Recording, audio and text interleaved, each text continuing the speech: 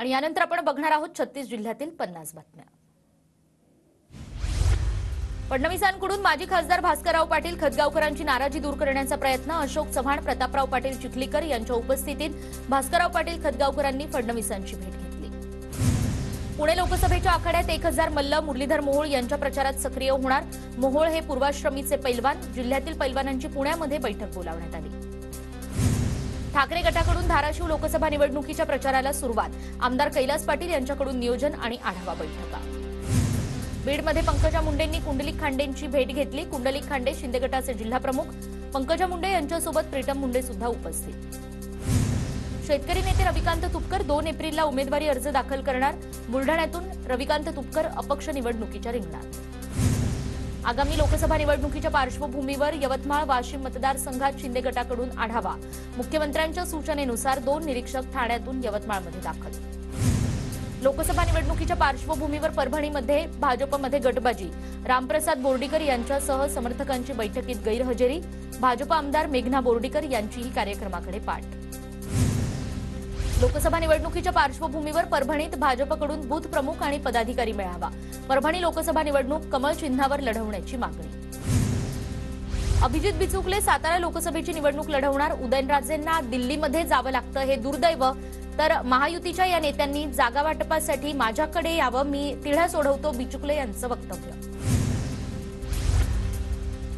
साताऱ्यातील शिखर शिंगणापूरमध्ये श्रीमंत अनिकेतराजे नाईक निंबाळकर आणि धैर्यशील मोहिते पाटील यांचा महादेवाला दुग्धाभिषेक। दोघा नेत्यांची भेट चर्चेत। वर्ध्यातून काँग्रेसचे माजी आमदार अमर काळे यांना उमेदवारी जवळपास निश्चित। काँग्रेसच्या सभेसाठी गेलो आणि तुतारी घेऊन परत येण्याची वेळ आली, अमर काळे यांची प्रतिक्रिया। बीडच्या अंबेजोगाईमध्ये शरद पवार गटाचा निष्ठावंतांचा मेळावा। मेळाव्याला मोठ्या संख्येनं कार्यकर्त्यांची उपस्थिती।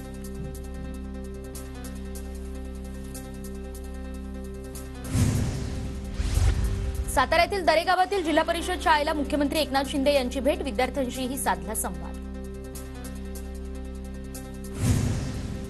विजय शिवतारेंनी इंदापूर दौऱ्यादरम्यान लक्ष्मी नरसिंह देवाचं दर्शन घेतलं। आगामी निवडणुकीमध्ये विजयी होण्यासाठी आशीर्वाद।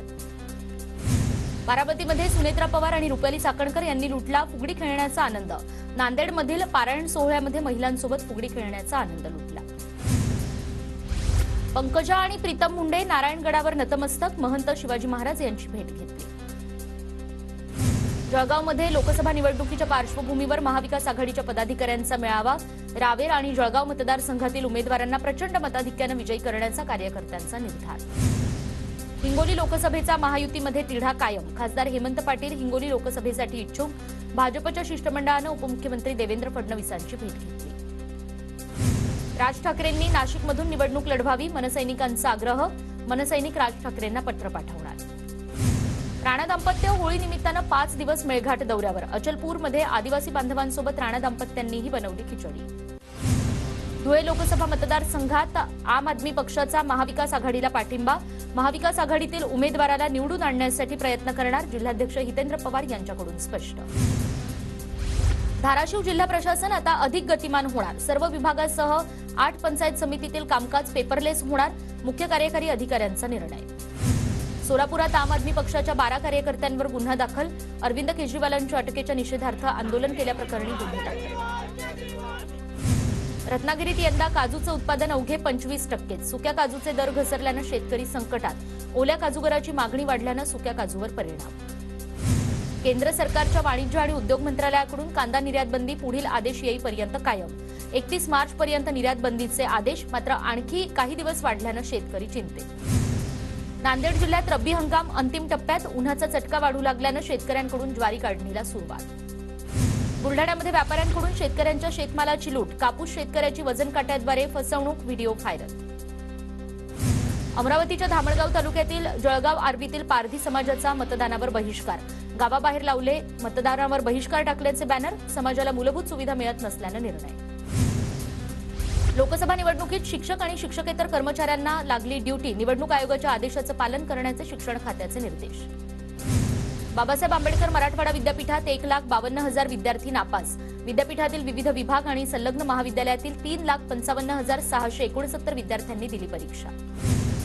वाढतं तापमान आणि बाष्पीभवनामुळे पुण्याच्या टाटा धरणातील पाणीसाठा 0%वर। जुलैमध्ये 100% टाटा धरण भरलं. पाणी जपून वापरण्याचे लोणावळा प्रशासनाचं आवाहन. लोकसभा निवडणुकीसाठी छत्रपती संभाजीनगरमध्ये कामाला वेग. निवडणूक प्रक्रिया पारदर्शक पद्धतीनं पार पाडण्यासाठी कर्मचाऱ्यांना प्रशिक्षण. याचाच एक भाग म्हणून शहरात वाचन लेखन दिनाचं आयोजन. मार्च महिन्यातच राज्यात पुन्हा एकदा भीषण दुष्काळाची चाहूल. राज्यातील एकूण धरणांपैकी 20% जलसाठे पूर्णपणे कोरडे ठाक. राज्यात एकूण 40.72% पाणीसाठा शिल्लक. लातूर जिल्ह्यातील अनेक गावात भूजल पातळी खालावली. 109 विहिरींचं निरीक्षण केल्यानंतर भूजल पातळी खालावल्याचं समोर. काही गावात टँकरची मागणी. मांजरा धरणातून पाणी उपसा करण्याला बंदी. मांजरा धरणातून लातूर, बीड आणि धाराशिव जिल्ह्याला पाणी पुरवठा. अवैधरित्या पाणी उपसा करणारे 2 विद्युत पंप जप्त. सांगली जिल्ह्यातील चांदोली धरणात 45% पाणीसाठा शिल्लक. मे महिन्यात धरणातील पाणीसाठ्यात मोठ्या प्रमाणात घट होण्याची शक्यता. साताऱ्याच्या तारळी धरणातून दुष्काळी भागांना पाणी. जिल्ह्यातील 5 तालुक्यांना पाणी. नागरिकांना मोठा दिलासा. धाराशिवमधील आई तुळजाभवानी मातेच्या मंदिरात मंदिर संस्थांकडून विविध 47 पदांची नोकर भरती. जनसंपर्क अधिकारी यासह आस्थापनातील अनेक पदं रिक्त. रत्नागिरीतील संगमेश्वर तालुक्यातील तेरसे शिमगोत्सवाला सुरुवात. पालखी नाचवून होमाला आग लावण्याची प्रथा.